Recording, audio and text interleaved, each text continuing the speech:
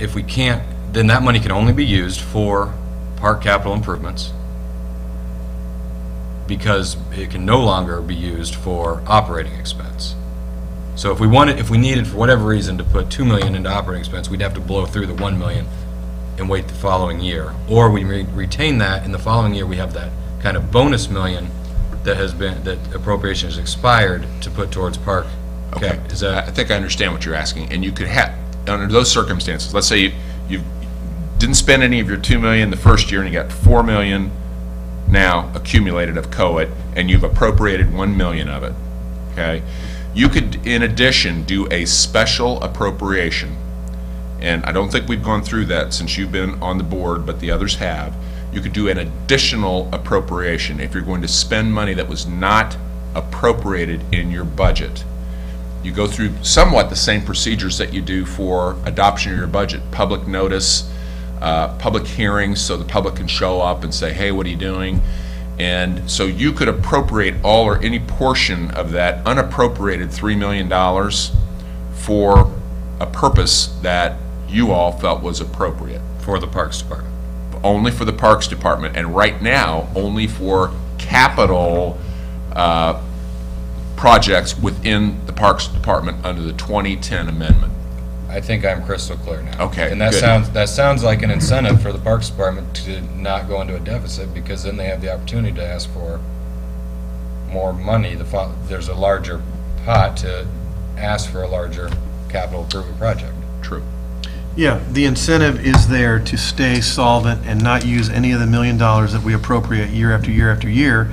We accumulate money that eventually Mark could say, you know what, we need a new such and such, and it was going to, it's $2.5 million. Can we have that for that particular purpose? Okay. As an example. Well, I am now clear and comfortable with those. Okay, I appreciate that. Good. Well, it's my turn to comment, and I am not in favor of number 3 being left in here. I've been advised by several city council members to vote it down. As late as this afternoon, I talked with one of them. The other is, after our meeting last time, the mayor came up to us and said that he really didn't need the money, but if we gave him this money, I mean, because of the budget shortfall and all of a sudden there was found money, that he was going to use it toward a park in Midtown. And we'd never even heard of that. It's not part of the park system. There's a plan that, I mean, this he's a wonderful visionary person for ideas and planning. But my problem is that wasn't in this plan, and I don't support it. And so I just think that I'm going to say no on that. Well, having been advised that this might be the case, Yes. by you all today, by the trustee today, I have, for your consideration, don't care if take it or not, but I was asked to prepare an identical agreement with the provisions in it, with the exception of number 3. So if you desire to move forward with that tonight, entirely up to you. It is available. That I went through the agreement, didn't change anything else other than the numbers. I was just going to say, I mean, if I was going to ask a question, but Go ahead. no, we need to take a vote. I was going to move that we.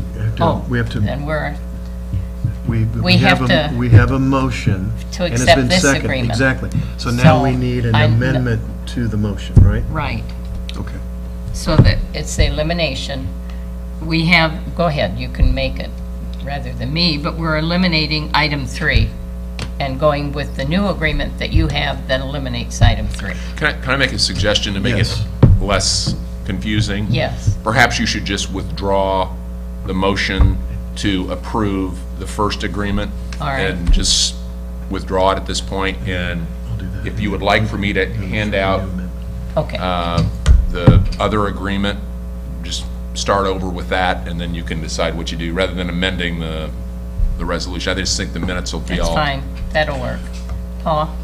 Madam Chairman, I would move to withdraw the motion for approval of the third amendment to the interlocal. Is there a second for I that? would second that. All right, All those in and favor? all in favor, say aye. Aye. And now we need a new motion to accept the other agreement of which we're being passed out now. Matt, would you make that motion, please? I move we act on Brian's identical resolution, that, with the exception that it has item number 3 of the previous struck out, eliminating the money given to the city for the parks budget. Is there a second? I second. Discussion. Oh, well, all in favor, say aye. Aye. Discussion, please. Any? Paul? No. Matt? No discussion for me either. I'll call for the question. All in favor of adopting the second ordinance that was just presented to us, eliminating number 3 for 2.6 million from the first one, say aye. Aye. Aye. No opposed. Motion carries. Can I give one clarification? You said it's ordinance, it's just an adoption of an agreement. This is the format that the prior ones were in, and it's the city's ordinance form, okay? So Right. that might be a little confusing for you all, so you all don't adopt ordinances, but you've just successfully Correct. adopted this Agreement. agreement. Thank you. Yeah. Good. All right. Excellent. The next is the adoption of the 2013 holiday schedule. Doug? Yeah, as we do every year, and we have to get the 2013 holidays approved, or the annual holidays. Next year, 2013, it's the same ones that the county abide by. As you can see that the county commissioners approved it back in June. And I'm just requesting this to follow what the county does as far as the holidays go. Is there a motion to accept this? So moved. Second. All in favor, say aye. Aye. No opposed. The next item is an information item on the ITA conference in Indianapolis. Doug? Yeah, every September, we have our ITA conference. This year, again, it's over here at the Keystone at the Crossing, at the Sheraton. And Debbie and I will be gone, and then the caseworker will be gone one day, but Debbie and I will be gone all 3 days. I think it's the 24th, 25th, 26th, 23rd, I think is a Sunday. But so we don't go on Sundays, but we go Monday through Wednesday. That's when everything's going on. And at the same time, if any of you are interested in going, just get a hold of Debbie or let me know tonight or whatever, and we'll add you to the list. Just want to inform you of that. A couple other items. Indy, we do our advertising through the Times in Noblesville, and also we have to do 2 papers. And the other one is Local Living, which is through the Indy Star. And we were just advised that as of the end of this month, Indy Star is no longer going to do public notices. So what we will probably do through the end of the year, and I probably should get approval from you, but it's still from the same paper. I mean, the Indy Star publishes the living, what is it? What is it? The living. Used to be the Ledger. Now it's called Living something. But anyway, that's where we do our public notices through the Indy Star. They no longer will do it as of the end of this month. So I'm going to continue with the Indy Star, and they will be basically in the Indianapolis Star the rest of the year, okay, and the Times in Noblesville. Next year, then I'll make a recommendation to go with something different, because I like to keep it as local as we can. I will tell you, I've talked to Current and Carmel, and to see if they actually will do it, and they're interested in doing it for us. So just give you a heads up on that. At the joint budget meeting on August the 28th, don't forget your booklets, okay, for the fire and parks. Starts at 4 o'clock there at City Hall. So make sure you bring those booklets with you. The budget hearing is on Wednesday, September the 19th, at 6 p.m. here. And the budget adoption is on Tuesday, October the 16th, 6 p.m. here. And just one more thing, have you noticed our cemeteries at 96 in Shelburne and at 106 in Keystone? We have the fences up, and looks they look great. really nice. I do have one little thing that I may have to continue on with the one at 106 in Keystone that runs parallel with Keystone. I'm thinking about maybe adding a couple more links through it to carry it down the hill. I've had a few people say maybe it would look better if you went on down the hill. I don't know. But just to let you know, they look really nice. We've had a lot of comments from the neighbors at both cemeteries, and they just think it's great. So anyway, those are the comments I had. Any questions for me? Any questions? All right. Financial questions from the board. Paul? I have none. None? I just want to ask a couple questions, Doug. I Okay. noticed in here that we have Ron Hauk receiving money and Jim Spilbring, and I wondered what they're doing for the township, that they're on our payroll. They were, Jim, he's not on our payroll. He did some painting for us at Well, the Right. library, military library museum. Okay, Okay, that's great. And Ron, the same? Ron. H-O-U-C-K? Oh, Ron Hauk. Yeah. He's the IT person here. All right, Yeah. okay. Those were my questions. Yep. Thank you. Board comments. Paul? No, I'd just like to thank Brian for a very concise explanation, bringing us back up to speed on the ordinance. I appreciate that. Matt? Thank you, Brian, and assumably thanks Deb for these nice packets here. And then the only thing I'd like to bring up is I'd like us to set a realistic goal, maybe January, to make a decision on what to do with the fire department. I think we finally moved on with the school. I think we made a great decision there.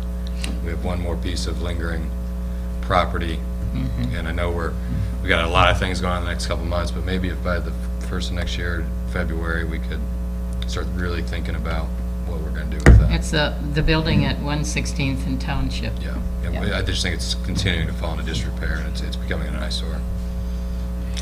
By the way, on that, right now, the parks have some things in there, and Mark's been so gracious as to move them out.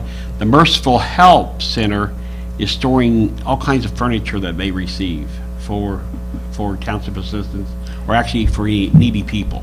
What So if is you the have a fire- condition of the building, Doug?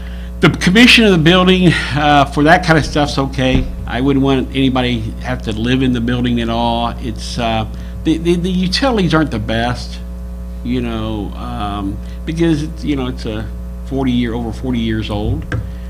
Fire station for 30 of those years. And, but I have to commend Mark and the Parks Department because they have really taken care of, they put a new roof on it. But, from the structure standpoint, I think it's pretty sound, but it's just the internal part of it that's just not up to par. I know they're going to be using it for the law enforcement's going to be using it for during this golf tournament that's coming up, so for that week they will be using it. The Merciful Help people have been very gracious, and Mark's been being very gracious as to move the equipment out of there so they can use it for that week. Hopefully, like I say, I have no problem, Matt, with what you said about doing something with it. That's Well, the that's decision fine. could be made to keep it for another year. I just You know, want a yeah. definitive decision. But anyway, that's who's beginning to use it more and more is the Merciful Help. I've had a lot of people want to store things in there, and it might be the time to, that we're thinking about raising it.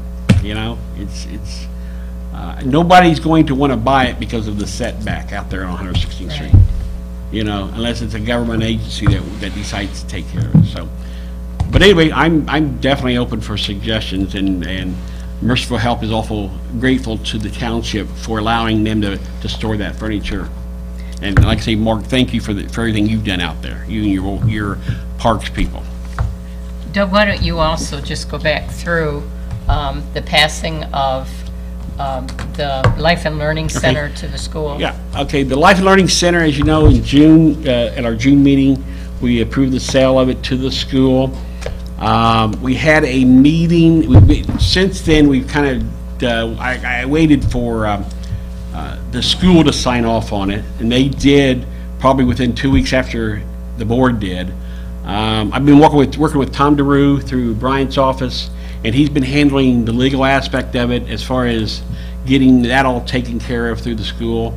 Last August 1st, we had a meeting with our property manager, Walt, the schools, Roger McMichael. We all met over there August 1st, went through it, and talked about several items, and we are now in the process of getting all the vendors that Walt had and the vendors that the school uses, getting them transferred, and utilities and stuff like that.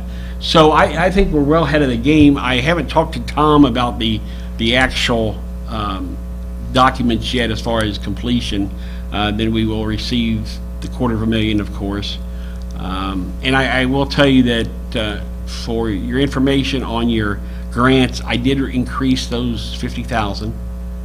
I think the total was 309, but I did increase it 50, so we've got grants of 250,000 for you to kind of play with. And, you know, doesn't mean you have to go that high. You'll decide on October the 16th at the budget adoption. But anyway, Mary, back to that. We will be ready as of August 31st to be transferred over to the school, and they will be taken completely over. And I heard there was an article in the paper that I have not seen yet. It was in the Hamilton County booklet. The magazine? Yeah. Okay. And it was the superintendent standing out in front of the Life and Learning Center. So, and he had some very nice things to say. And I thank you, board, for moving this along before the beginning of the school year. Mary, I did have one more question. All right, go ahead, Matt. The money that was returned, that was found in the air of COET money, does that still fall under, because it was does that still fall under the same guidelines that the agreement lays out? As far as, does that have to be spent on park projects as well, or because anytime we get extra money or whatever, we still, as far as the agreement that we have with the city on this interlocal cooperation, we still give that percentage. Whatever our accountants tell me is the percentage, I will give that to the 1215 fund or the interlocal agreement, or the 1215 fund, which is that non-reverting fund. I always give that same percentage, because they will look at it. We know next year, right now, we're looking at 3.8 million that we will be receiving, and I will have our accountants do the numbers on how much of that will go to that 1215, the non-reverting fund. And usually it runs anywhere from 66 to 70%.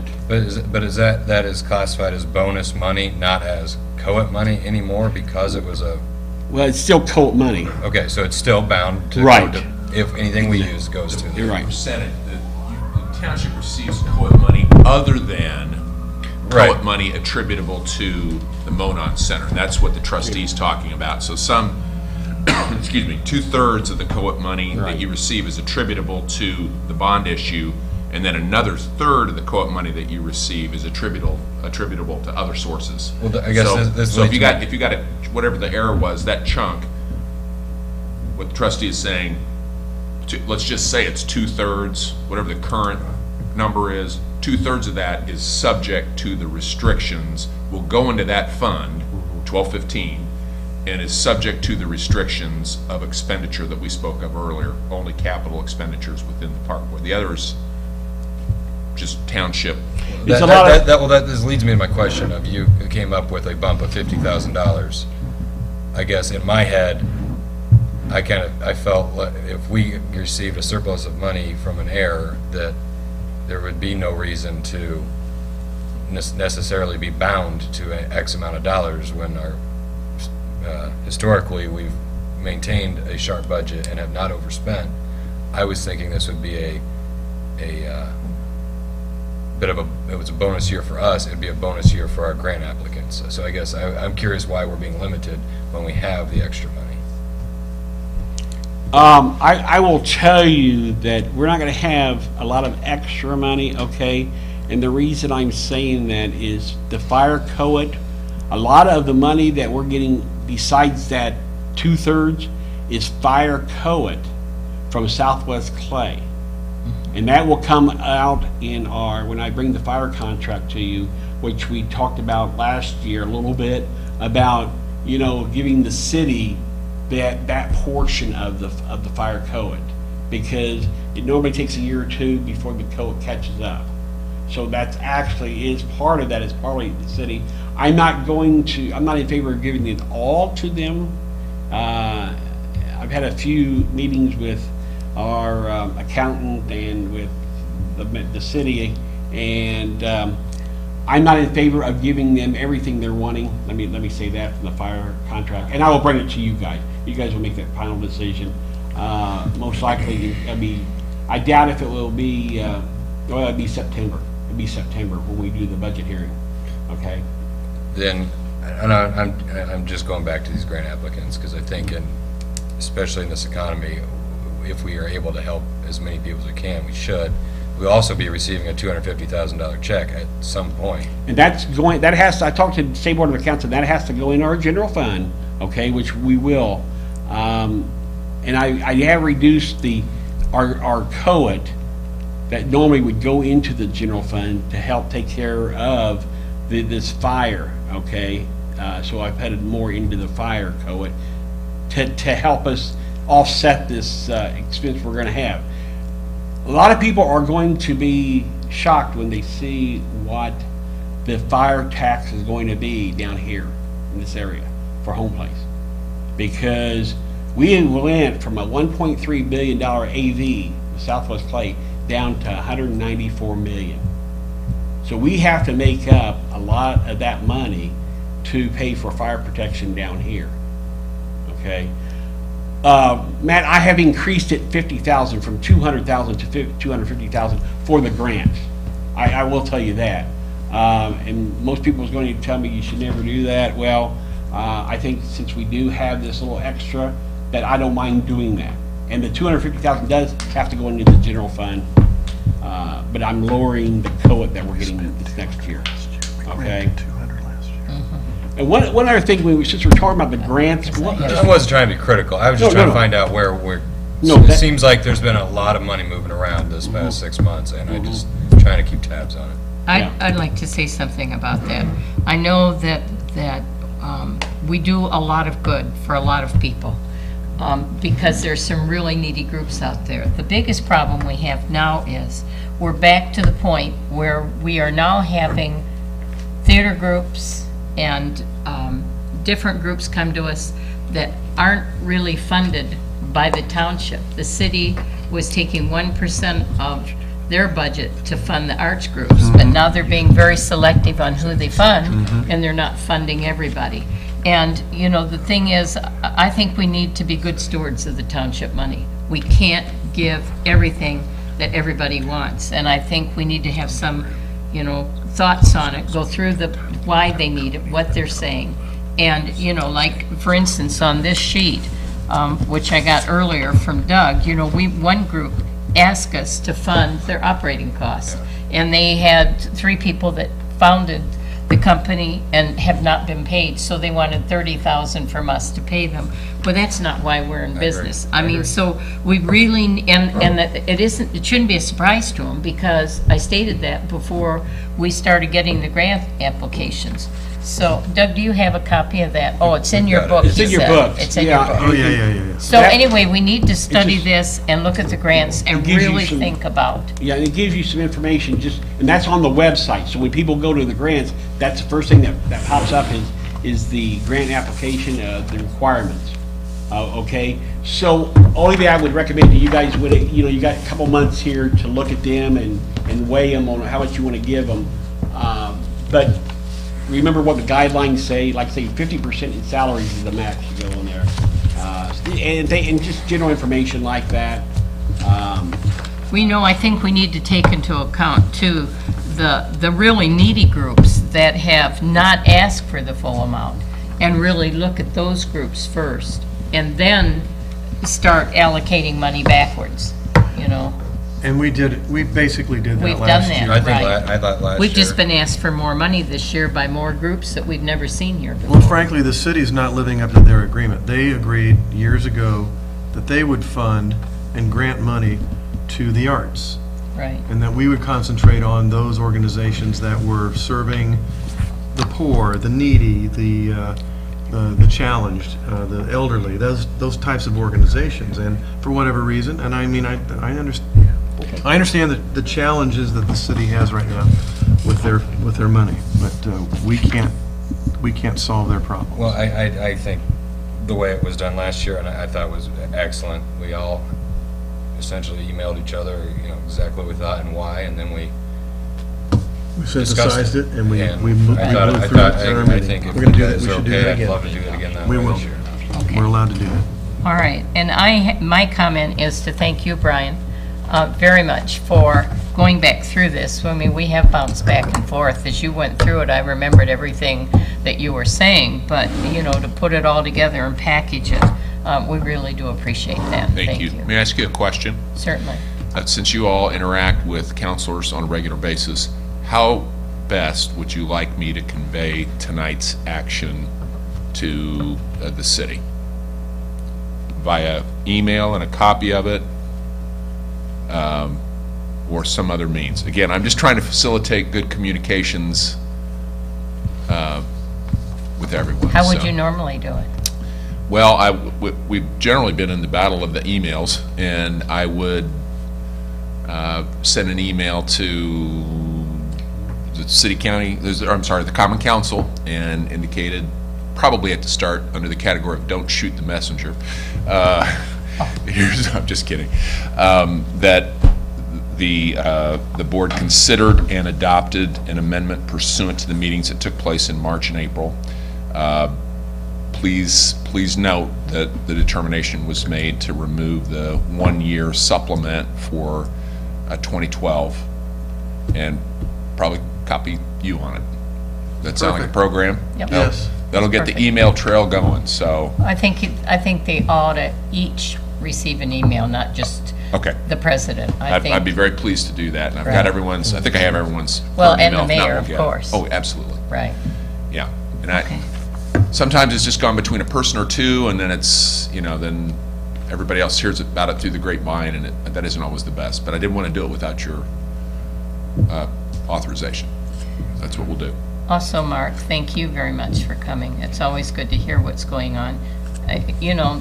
We have a wonderful park system, and I'm glad to see that you're getting the community's input again to get a wish list and then to really look at it and see what really is going to be helpful as a beginning point in future plans. So I really applaud you and the park board for coming up and doing that again. It keeps the community involved.